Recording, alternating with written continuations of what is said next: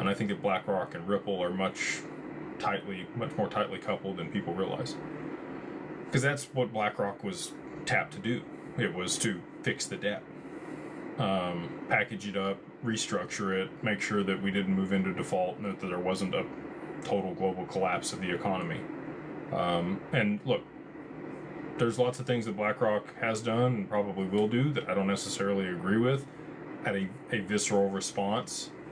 But I would challenge people and say, look, like, things that get to the president or even the CEO of a corporation, if it gets to them, it's a problem nobody else could solve and probably sucks no matter how you solve it. Anything that gets to the president, there's going to be collateral damage on whatever decision he makes. And you basically have to weigh out, like, your objectives and what's best for your nation. And if you're the global reserve currency like the dollar has been, also what's good for other nations, because you are technically their steward, because they have to use your currency in order to be able to facilitate economic transfer and, you know, buy oil or energy or all those other things. It's a lot to be able to deal with.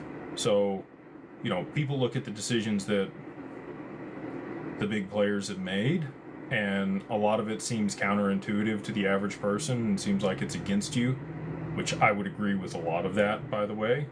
However, if you look at the other options and the other collateral damage that could have happened, if things didn't go this way, it could have been worse. Now, is there like a Project Looking Glass or something else that allows them to orchestrate things in a way with the least collateral damage and the best output? I kind of think so. And I think that's what we're going through right now. COVID sucked. Could more people have died? My dad died from COVID.